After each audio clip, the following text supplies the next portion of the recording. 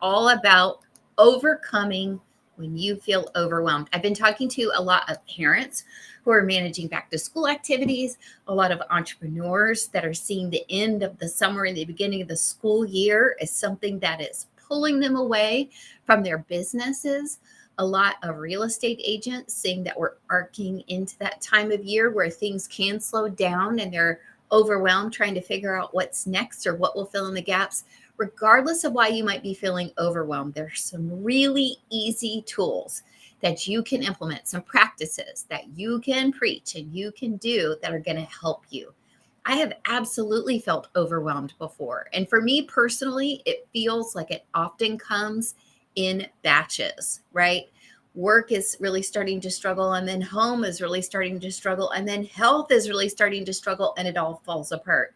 I remember many years ago talking to my therapist and saying, if just one place is okay in my life, I can almost always hang on to my sanity and not feel so overwhelmed. But when everything kind of goes kaplooey and it gangs up on me, I get overwhelmed. So what I'm recommending that you do is, first of all, recognize you are not alone, right? It can feel that way because I think online we are so busy showing people how we've got our shit together. It is rare that we admit we absolutely do not. And the truth is, most of us do not. I do not. My ducks are off in a park somewhere. They are not following me. I do not have my ducks in a row.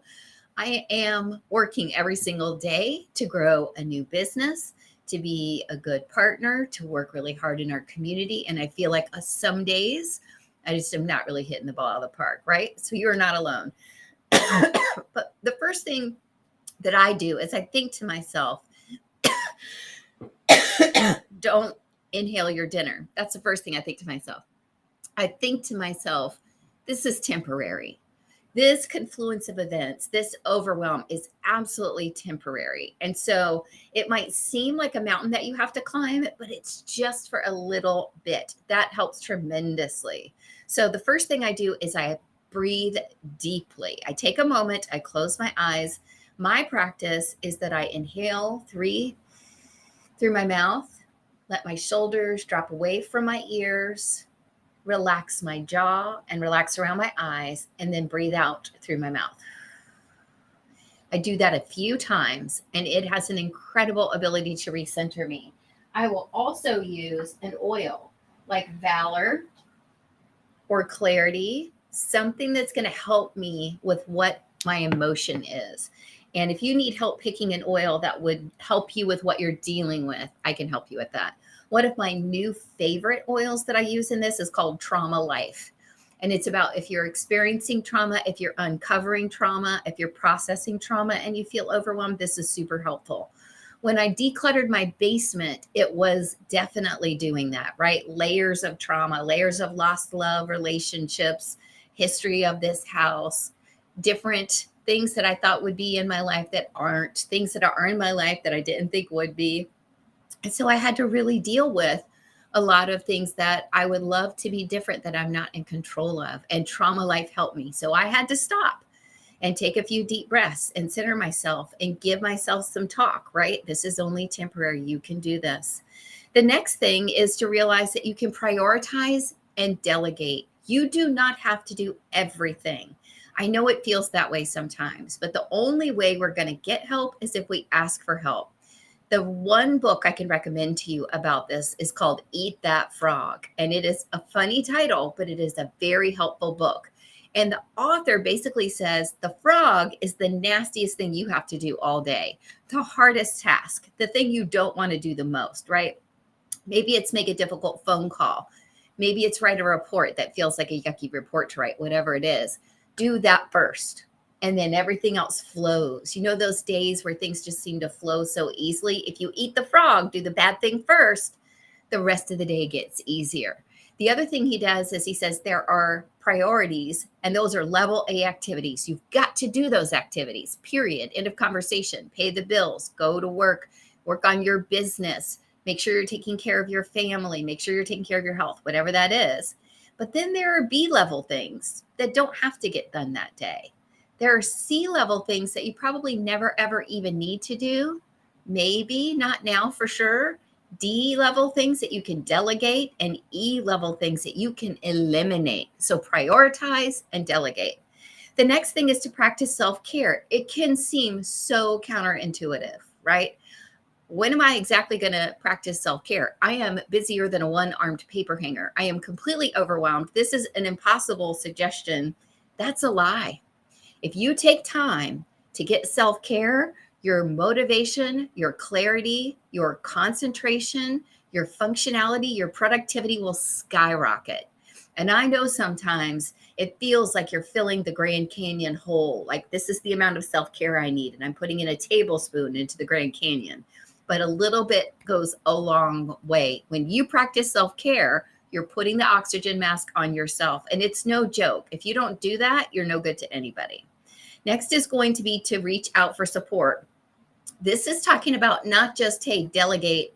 I need you to take the kids to the soccer game on Wednesday. I need you to write the report that the team has due, do a first draft and get it to me by Thursday. This is, hey, it is a crazy time. Would you be able to fly in for the week and help us out? Could we trade different help? Right now, my family's really overwhelmed. Could I get your help this week? And then I can see in 2 weeks, my schedule's going to be lighter. And then I'll be able to come help you, right? Reach out for support in creative ways. Hire help.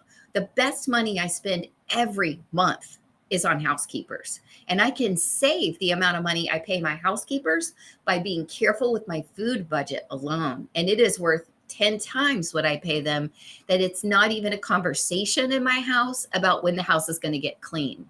So that is a great place to start. You can outsource your laundry. You can outsource your cleaning. You can outsource your grocery shopping. Check into Walmart Plus. You know I'm a huge fan. Get groceries delivered. Don't take time. Get school supplies delivered. Do Instacart if that's what you prefer. But delegate. I know in the beginning, getting support from outside people can be a little bit of work. You're going to have to set up an account, or you're going to have a conversation, but it is well worth it. Next is going to be to celebrate the little victories. I can't even tell you how important this is, because one of the things I know is that we're too hard on ourselves, right? You are too hard on yourself. I'm going to tell you right now, you deserve a break. And if you don't stop and celebrate, it's just going to be a grind, right? You've got to be like, we made it through the first week of school. We made it through the first day of school. We got our first 10 customers, right? We made it through the fourth day of the 14-day reset. Whatever it is, you've got to do a little celebration. And one of the things I like to encourage you to do, or anyone to do, is to come up with 5 ways to celebrate that cost nothing, and 5 ways to celebrate that are affordable for you, right? So instead of being like, yay, we did it. No, you are going to take a trip to your favorite store.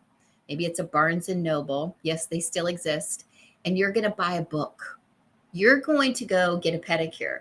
You're going to take a hot bath at home, but with the extra special bath salts that you haven't been using for a while.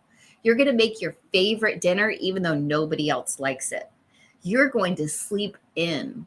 You're going to get a massage. Whatever it is on that list, fill your bucket. Because I'm telling you, if you feel overwhelmed, you're not functioning the way you need to. There's a certain thing called marginal utility. And it means we get to the point where we're doing great, and then all the effort we want to make just doesn't really get us that last bit of the way.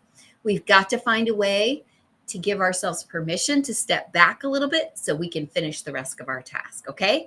So I can't wait to see how you manage your overwhelm. And if you have tips for overwhelm, share them below, because we're all in this together, and we've all been overwhelmed before. We'll all be overwhelmed again. We got to figure out how we're going to handle it, right? I can't wait to see you back here tomorrow night, which is Friday. We're almost there.